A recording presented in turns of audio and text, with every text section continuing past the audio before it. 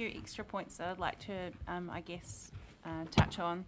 So the biggest thing for me in my role is that I was happy with the council's approach in 2014 to the pre-consultation on this document, the Big Six document. I think as an organisation we appreciate being able to be at the table early on. So Federated Farmers is an active organisation, and we do, our members, obviously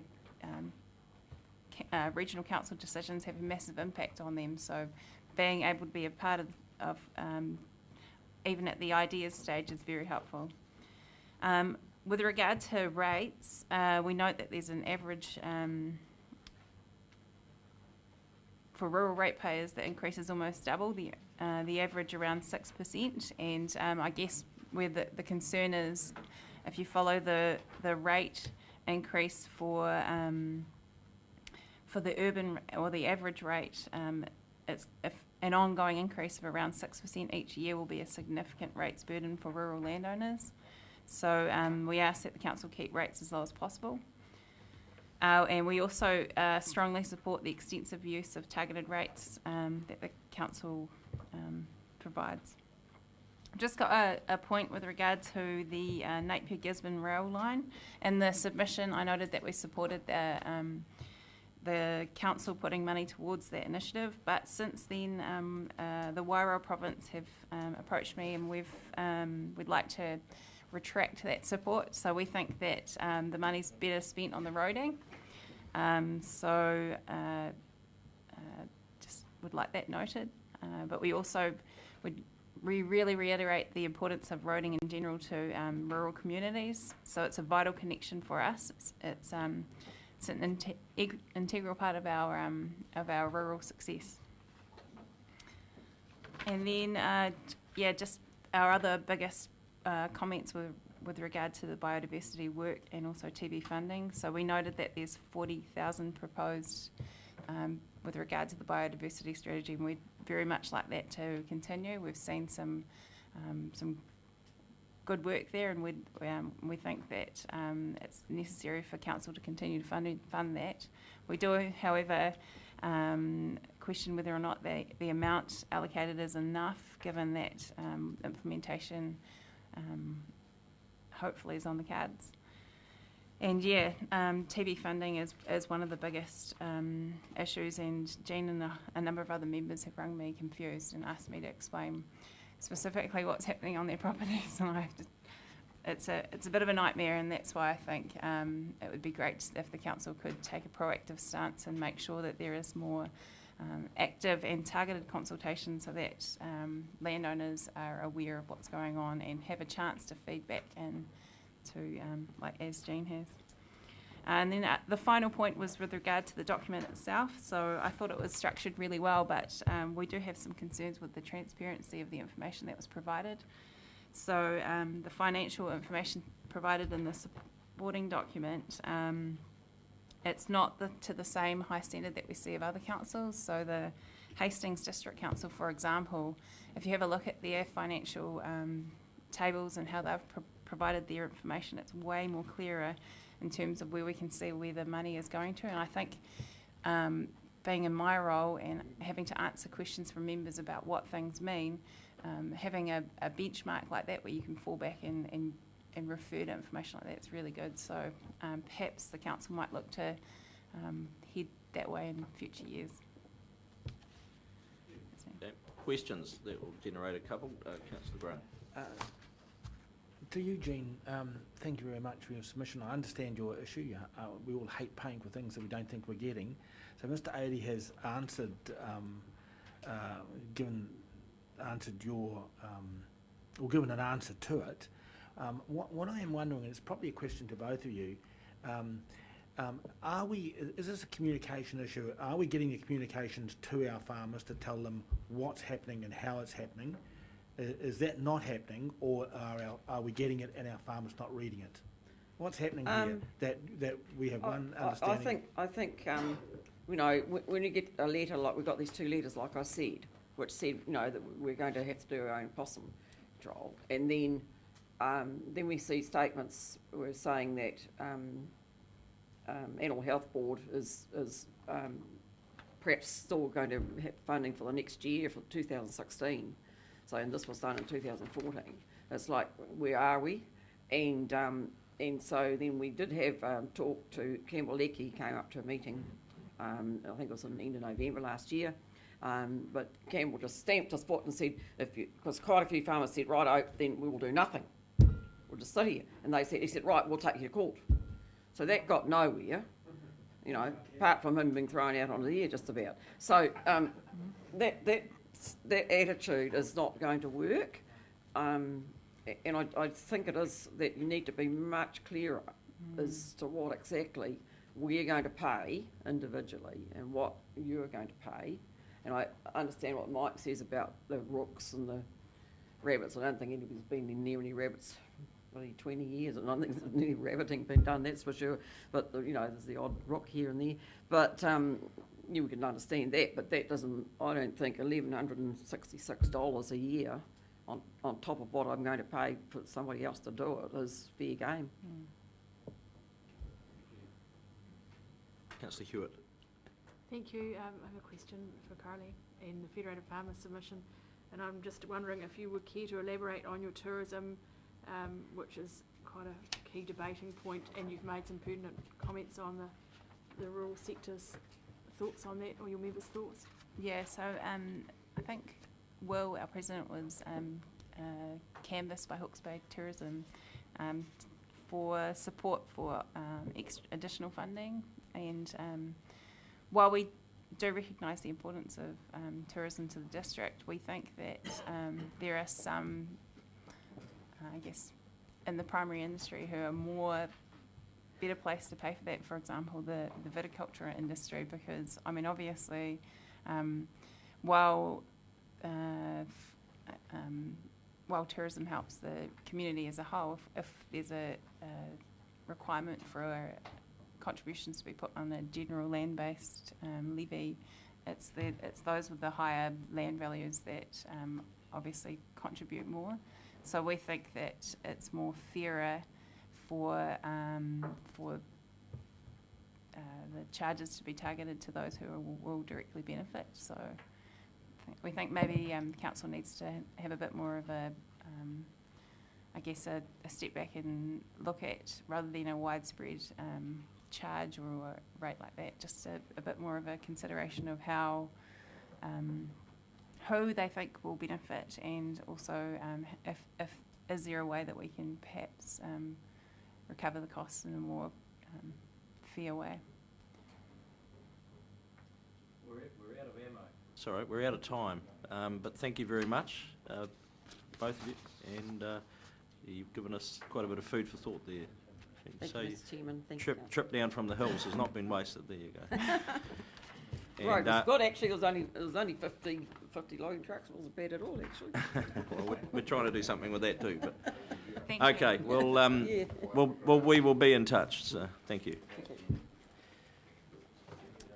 Right, we are running a little ahead of schedule, but Can I just ask a question? Yes. I thought with the tourism levy that for farmers, that was on a uniform annual charge, not on capital. Yeah, it is, Mr. Chairman. So It's on the The same amount they pay at basis the as moment a is- residential. yeah, it's residential. Rural is only a uniform annual charge. I think it's about $10 or $11. Yeah. It's Yeah. the commercial, but I think that was her point. We should, in fact, the work has already been done, and you'll have read it. The work has been done, and that the commercial do gain, and 30% of the rate is going to them based on a capital value. So, yeah. okay.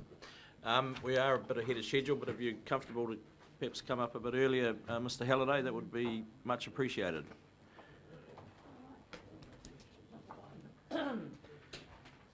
Part 1, submission 1.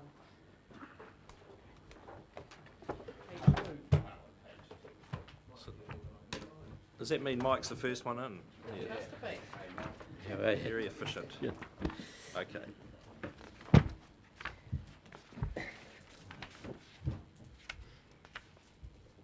Ready to go? So we'll, same process as forever, 10 minutes. If you want us to ask Yep. questions, it's your time, but Yep, we like asking questions. So. no problems. Well, thanks for the opportunity to speak to you on behalf of the Guthrie Smith Trust. It's a pretty short bullet-pointed submission. I'm not going to talk around too many of the bullet points, but probably 6 and 7 are the ones. Since the mid-1940s, our Trust Board has had a mandate to promote and advance the education, recreation and well-being of the people of New Zealand. We see biodiversity education as an important part of this. Thus, we have a common goal with the Council. Since we last presented to Council, we have instituted a resource kit. I think that cost about $10,000. It was funded by the Hawke's Bay Foundation. It's not easy doing these things because you've got to fit around curriculum. Dr. Amelia McQueen did that for us. We've employed a retired teacher on a part-time basis, and so far there's about 1,500 year 5 to 8s from the Napier Hastings area have been through the program. It's centred or emphasis on biodiversity. Most of it it's got a strong emphasis on it and how everything fits together. Also, as the Arboretum's growing, we're having increasing opportunities, around field days, erosion control, farm woodlots. There's different sort of species in there well, not that I've been used to over the last 40 odd years that I've been involved with it. We believe that with the resources and venues becoming available in that Tūtera area, basing activities for biodiversity education up there makes a lot of sense. When we think of Waihapua and your regional park, and there's the Kiwi Creche and us. Now, staff response to our submission suggests that we seek support for the development of an education centre, and I think there's been a bit of miscommunication there. What we're really saying is making Tūtera the centre for biodiversity education. We're not looking at bricks and mortar at this stage. We've got a bit of that. And obviously you've got to be very careful about that sort of thing because we've got a low population base. There's no point in putting up a $4 million building when not many people are going to go through it every year, and I think others around the area have found that out in the last 6 months or so. So it's partially true. I mean, it'd be great to have laboratories and all sorts of things up there, but those are goals that are way out there. What we're looking for, I think, is some sort of surety that there's a willingness to work together in that area so that we can look at those goals somewhere down the track.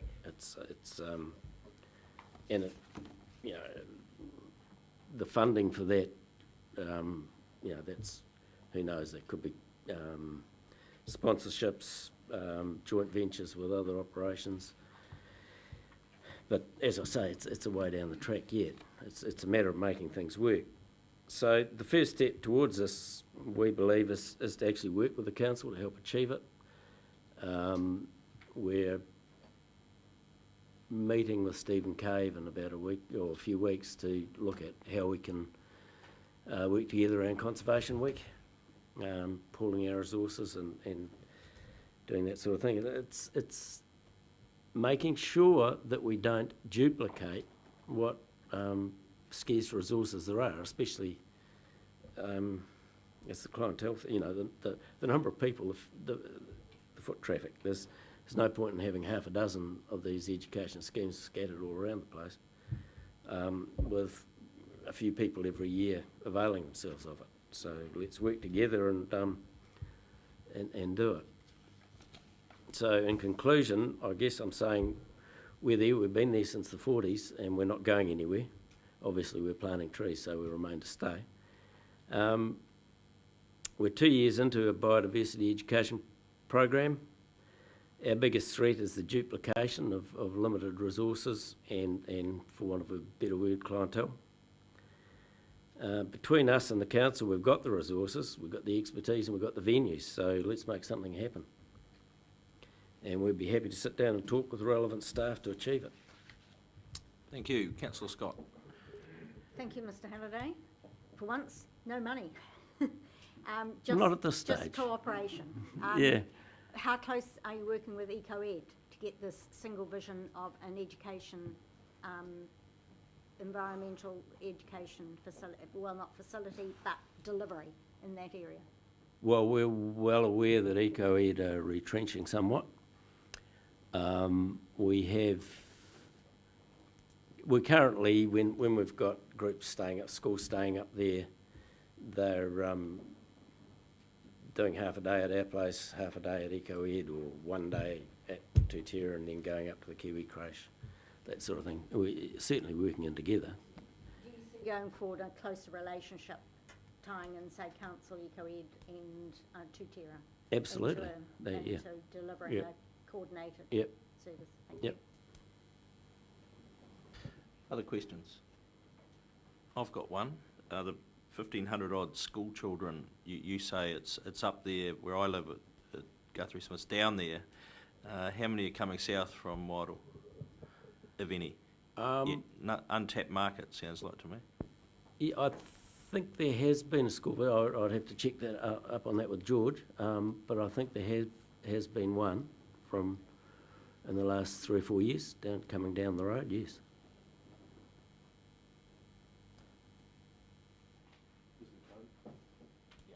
Three and a half minutes left.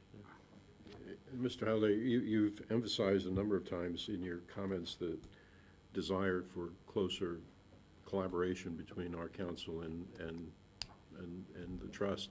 Yep.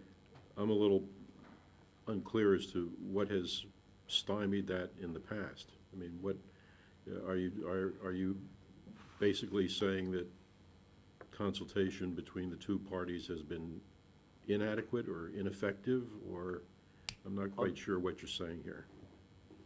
I'm sort of wondering if there have been clear policies on. I mean, we've been pretty clear on what we wanted to do.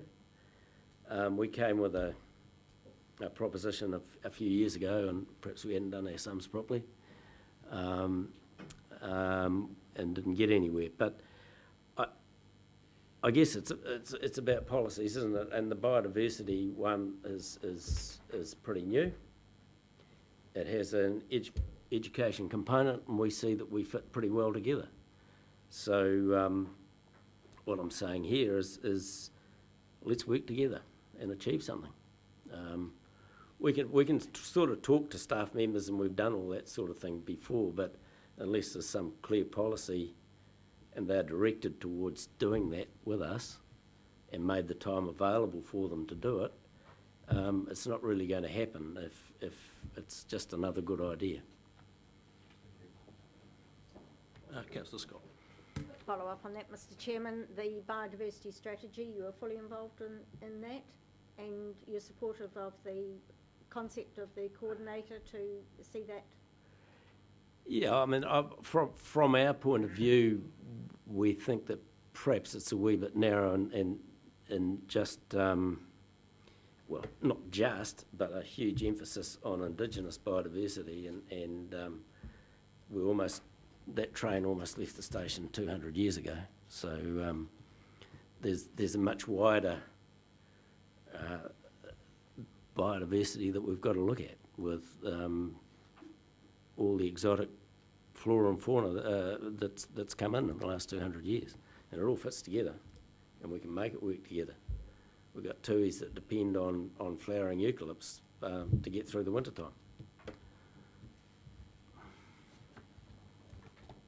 Last question. Anywhere? Thank you, Mr. Halliday, for your presentation. No problem. Very clearly enunciated, and we will be in touch. It was a pleasure not to have the last 2 minutes of my time taken up with a question from a councillor like it was last time. Oh, well.